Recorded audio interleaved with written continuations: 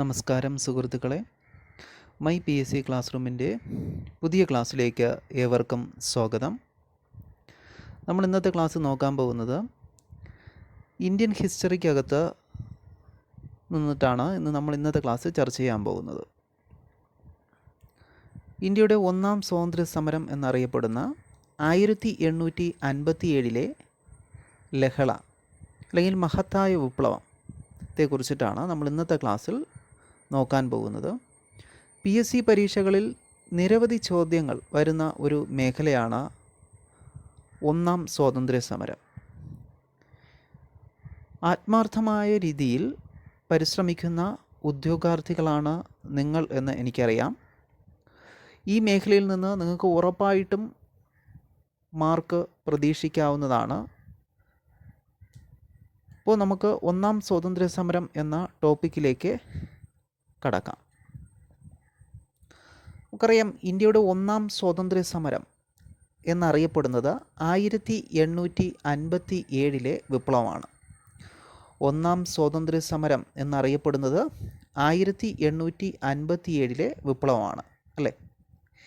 ഈ 1857 വിപ്ലവത്തെ ഒന്നാം സ്വാതന്ത്ര്യ സമരം എന്ന് വിശേഷിപ്പിച്ചത് ആരാണ്?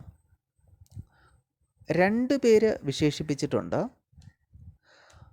ഒന്നാം സ്വാതന്ത്ര്യ സമരം എന്ന് വിശേഷിപ്പിച്ച ഇന്ത്യക്കാരൻ ആരാണെന്ന് ചോദിച്ചു കഴിഞ്ഞാൽ VD സർവർക്കർ. ആരാണ്? VD സർവർക്കർ.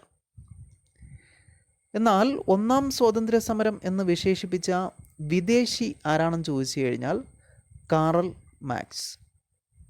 അദ്ദേഹം ന്യൂയോർക്ക് ട്രൈബ്യൂണൽ എന്ന പത്രത്തിലൂടെയാണ് അദ്ദേഹം ഈ കാര്യം അവതരിപ്പിച്ചത്. അപ്പോൾ ഒന്നാം സ്വാതന്ത്ര്യ സമരം എന്ന് വിശേഷിപ്പിച്ച ഇന്ത്യക്കാരൻ ആരാണെന്ന് ചോദിച്ചു കഴിഞ്ഞാൽ VD സർവർക്കർ. 1857 വിപ്ലവത്തെ ഒന്നാം സ്വാതന്ത്ര്യ സമരം എന്ന് വിശേഷിപ്പിച്ച വിദേശി ആരാണെന്ന് ചോദിച്ചു കഴിഞ്ഞാൽ കാറൽ മാക്സ്. ന്യൂയോർക്ക് ട്രൈബ്യൂണൽ എന്ന പത്രത്തിലൂടെയാണ് അദ്ദേഹം ഇത് അവതരിപ്പിച്ചത്.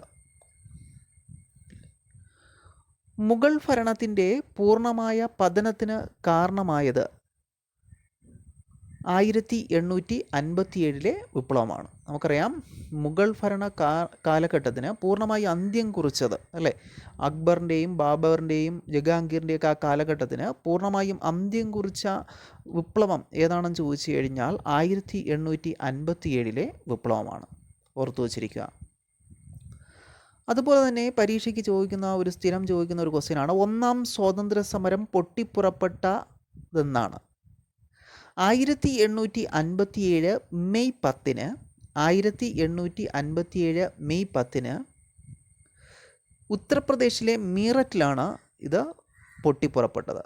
ഓർത്തു വച്ചിരിക്കുക, ഒന്നാം സ്വാതന്ത്ര്യ സമരം പൊട്ടിപ്പുറപ്പെട്ടത് 1857 മെയ് 10 ഉത്തർപ്രദേശിലെ മീററ്റ്. അതുപോലെ തന്നെയാണ് ഏറ്റവും കൂടുതൽ വിപ്ലവം നടന്നത്, അല്ലെങ്കിൽ ഈ ഒന്നാം സ്വാതന്ത്ര്യ സമരം ഏറ്റവും കൂടുതൽ വ്യാപിച്ചത് എവിടെയാണെന്ന് ചോദിച്ചു, ഏത് സംസ്ഥാനത്താണ് എന്ന് ചോദിച്ചു കഴിഞ്ഞാലും അത് ഉത്തർപ്രദേശിലാണ്. ഓർത്തു വച്ചിരിക്കുക, ഏറ്റവും കൂടുതൽ ഒന്നാം സ്വാതന്ത്ര്യ സമരത്തിന് ഏറ്റവും കൂടുതൽ വേദിയായ സംസ്ഥാനം ഏതാണെന്ന് ചോദിച്ചു കഴിഞ്ഞാൽ അത്, അല്ലെങ്കിൽ ഏറ്റവും കൂടുതൽ വിപ്ലവം വ്യാപിച്ചത് ഏത് സംസ്ഥാനത്താണെന്ന് ചോദിച്ചാൽ ഉത്തർപ്രദേശാണ്. അത് പരീക്ഷയ്ക്ക് ചോദിച്ചുള്ള ക്വസ്റ്റ്യനാണ്. എന്നാൽ ഇവിടെ നിന്ന് ചോദിക്കുന്ന ഒരു കൺഫ്യൂഷൻ ആയിട്ട് വരുന്ന ഒരു ക്വസ്റ്റ്യൻ ഉണ്ട്. എന്താണെന്ന് ചോദിച്ചു കഴിഞ്ഞാൽ, ഒന്നാം സ്വാതന്ത്ര്യ സമരത്തിൻ്റെ തീപ്പൊരി ആദ്യമായിട്ടുണ്ടായത്, അല്ലെങ്കിൽ സ്പാർക്ക് ആദ്യമായിട്ടുണ്ടായത് എവിടെ നിന്നിട്ടാണ്? ഓർത്തു വെച്ചാൽ അത് വെസ്റ്റ് ബംഗാളിലെ ബാരക്പൂർ. എവിടെ നിന്നാണ്? വെസ്റ്റ് ബംഗാളിലെ ബാരക്പൂർ. ഓർത്തു വച്ചിരിക്കുക, ഒന്നാം സ്വാതന്ത്ര്യ സമരത്തിൻ്റെ തീപ്പൊരി ആദ്യമായിട്ടുണ്ടായ സ്ഥലം ഏതാണ്? ബാരക്പൂർ. അത് വെസ്റ്റ് ബംഗാളാണ്. എന്നാൽ ഒന്നാം സ്വാതന്ത്ര്യ സമരം പൊട്ടിപ്പുറപ്പെട്ടത് എവിടെയാണെന്ന് ചോദിച്ചാൽ ഉത്തർപ്രദേശിലെ മീററ്റാണ്. 1857 മെയ് 10. വിപ്ലവം ഏറ്റവും കൂടുതൽ വ്യാപിച്ച സംസ്ഥാനം ഏതാണെന്ന് ചോദിച്ചു കഴിഞ്ഞാൽ ഉത്തർപ്രദേശാണ്. മനസ്സിലാക്കി വച്ചിരിക്കുക. അടുത്ത, ബ്രിട്ടീഷുകാർ 1857 വിപ്ലവത്തിന് നൽകിയ പേര് എന്താണ്?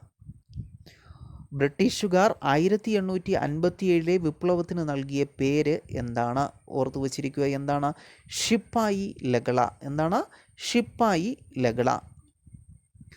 നമുക്കറിയാം ഈ ശിപ്പായി ലഹള എന്ന് വിശേഷിപ്പിച്ചത്, ഓർമ്മിച്ചോളണം, 1857 വിപ്ലവം ശിപ്പായി ലഹള എന്ന് വിശേഷിപ്പിച്ചത് ആരാണെന്ന് ചോദിച്ചു കഴിഞ്ഞാൽ അത് ജോൺ ലോറൻസ്. 3 പേര് വിശേഷിപ്പിച്ചിട്ടുണ്ട്. ആരൊക്കെയാണെന്ന് ചോദിച്ചു കഴിഞ്ഞാൽ ജോൺ ലോറൻസ്, ജോൺ സിലി, യാൾ സ്റ്റാൻലി. ആരാണ്?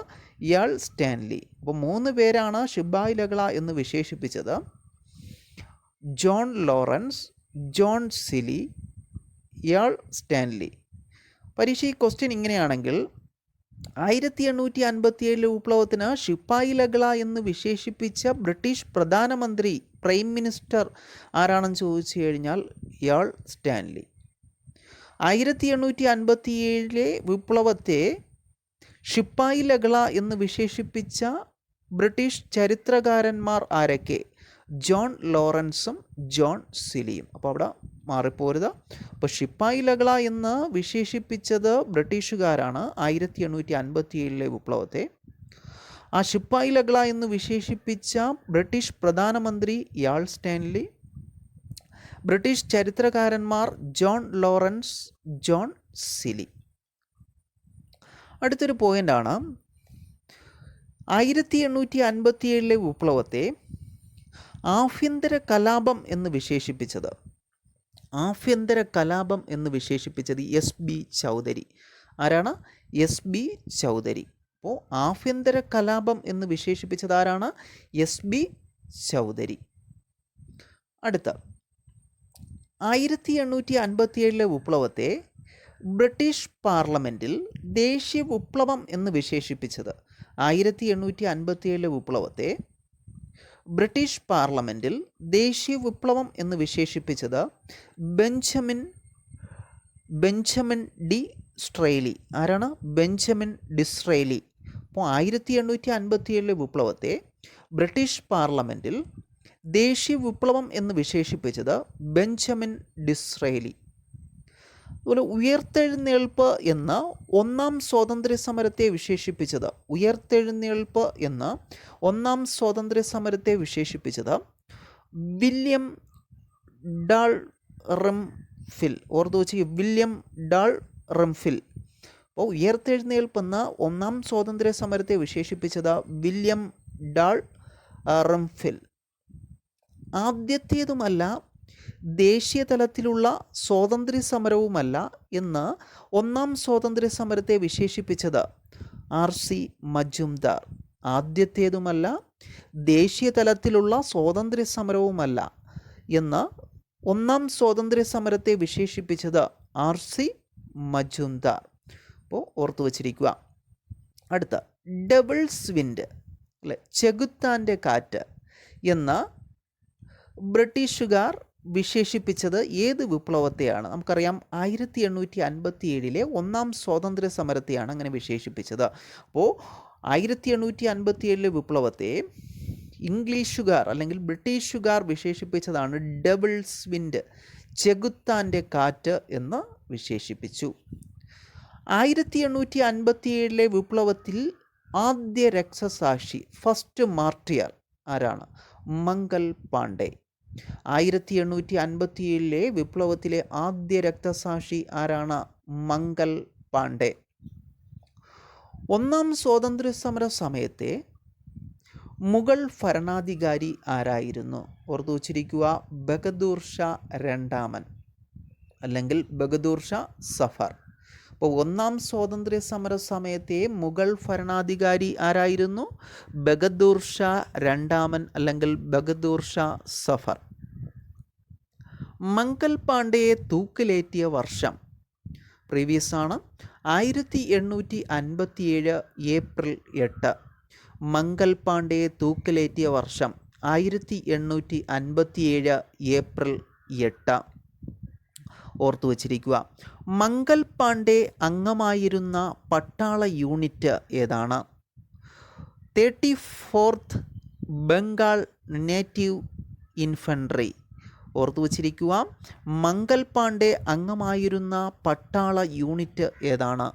34th Bengal native infantry. ഓർത്തു വച്ചിരിക്കുക. അപ്പോൾ നമ്മളിവിടെ പറഞ്ഞു 1857 വിപ്ലവത്തിലെ ആദ്യ രക്തസാക്ഷി ആരാണ്? ഓർത്തു വച്ചിരിക്കുക, മംഗൽ പാണ്ഡെ. ആരാണ്? മംഗൽ പാണ്ഡെ. എന്നാൽ ക്വസ്റ്റ്യൻ ഇങ്ങനെയാണെങ്കിൽ ഇന്ത്യയിലെ ആദ്യ വനിതാ രക്തസാക്ഷി ആരാണ്? ഇന്ത്യയിലെ ആദ്യത്തെ വനിതാ രക്തസാക്ഷി ആരാണ്? ഓർത്തു വച്ചിരിക്കണം, ആരാണ്? പ്രീതി ലത വഡേക്കർ. ആരാണ് ഫസ്റ്റ് ലേഡി മാർട്ടിർ? ആരാണ്? പ്രീതി ലത വഡേക്കർ. ഓർത്തു വച്ചിരിക്കുക. അതുപോലെ തന്നെയാണ് ഇന്ത്യൻ സ്വാതന്ത്ര്യ സമര ചരിത്രത്തിലെ ഏറ്റവും പ്രായം കുറഞ്ഞ രക്തസാക്ഷി ആരാണ്? Young martyr Khudiram Bose. ആരാണ്?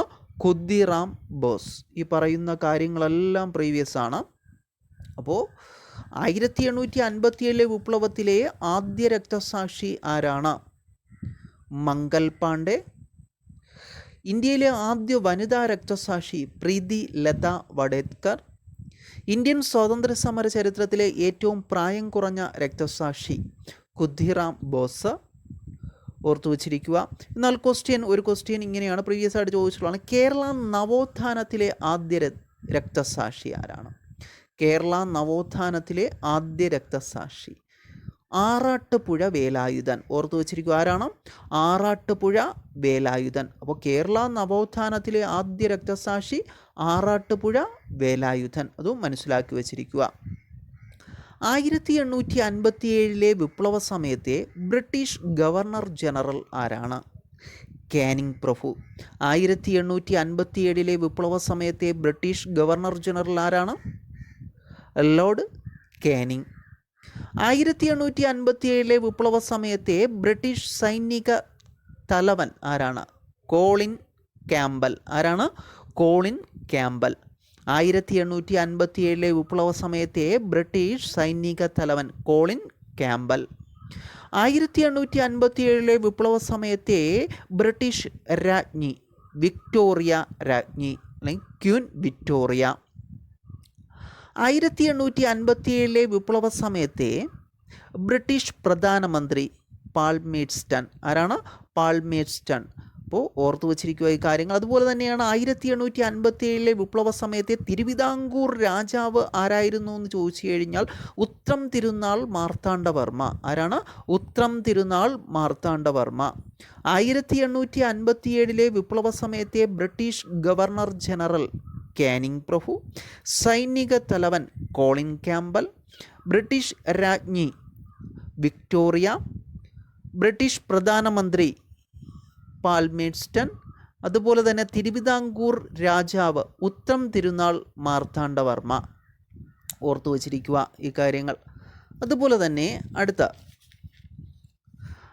1857 വിപ്ലവത്തിൻ്റെ ബുദ്ധി കേന്ദ്രം. ഓർത്തു വച്ചിരിക്കുക, ബുദ്ധി കേന്ദ്രം എന്നറിയപ്പെടുന്നത് നാനാ സാഹിബ്. 1857 വിപ്ലവത്തിൻ്റെ ബുദ്ധി കേന്ദ്രം എന്നറിയപ്പെടുന്നത് ആരാണ്? നാനാ സാഹിബ്.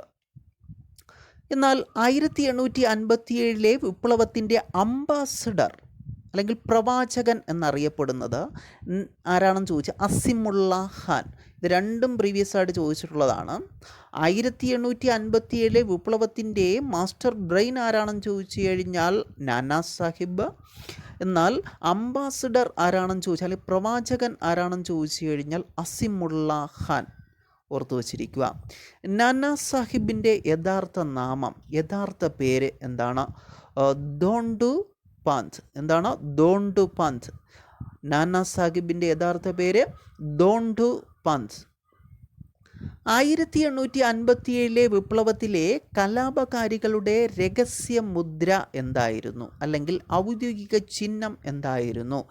ചപ്പാത്തിയും ചുവന്ന താമരയും. 1857 വിപ്ലവത്തിൽ കലാപകാരികളുടെ രഹസ്യ മുദ്ര എന്തായിരുന്നു? ചപ്പാത്തിയും ചുവന്ന താമരയും. വിപ്ലവകാരികൾ ആദ്യം പിടിച്ചെടുത്ത പ്രദേശം ഏതാണ്? ഡൽഹി. 1857 വിപ്ലവത്തിൽ വിപ്ലവകാരികൾ ആദ്യം പിടിച്ചെടുത്ത പ്രദേശം ഏതാണ്? ഡൽഹി. വിപ്ലവകാരികൾ ഡൽഹി പിടിച്ചെടുത്തത് 1857 മെയ് 12. 1857 മെയ് 12. ഡൽഹിയിലെ വിപ്ലവത്തെ അടിച്ചമർത്തിയത് ആരാണ്? ഓർമ്മിച്ചോണം, ഡൽഹിയിലെ വിപ്ലവത്തെ അടിച്ചമർത്തിയത് ജോൺ നിക്കോൾസൺ. ആരാണ്? John Nicholson. ഡൽഹിയിലെ കശാപ്പുകാരൻ എന്നറിയപ്പെടുന്നതും ആര് തന്നെയാണ്? John Nicholson. അപ്പോൾ 1857 വിപ്ലവത്തിൽ വിപ്ലവകാരികൾ ആദ്യം പിടിച്ചെടുത്ത പ്രദേശം ഡൽഹിയാണ്. 1857 മെയ് 12. ഡൽഹിയിലെ വിപ്ലവത്തെ അടിച്ചമർത്തിയത് ജോൺ നിക്കോൾസൺ. അദ്ദേഹത്തെ വിശേഷിപ്പിച്ചത് അല്ലെങ്കിൽ അറിയപ്പെടുന്നത് ഡൽഹിയിലെ കശാപ്പുകാരൻ എന്നാണ് അറിയപ്പെടുന്നത്. ഓർത്തു വച്ചിരിക്കുക. 1857 വിപ്ലവത്തിന് ഝാൻസിയിൽ നേതൃത്വം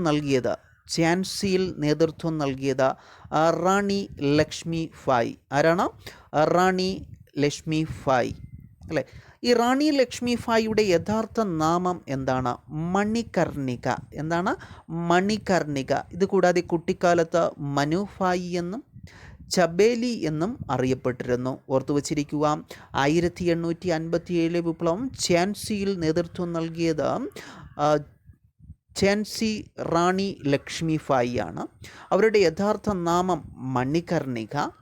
മനുഭായി എന്നാണ് കുട്ടിക്കാലത്ത് അറിയപ്പെട്ടിരുന്നത്. മറ്റൊരു പേരാണ് ചബേലി.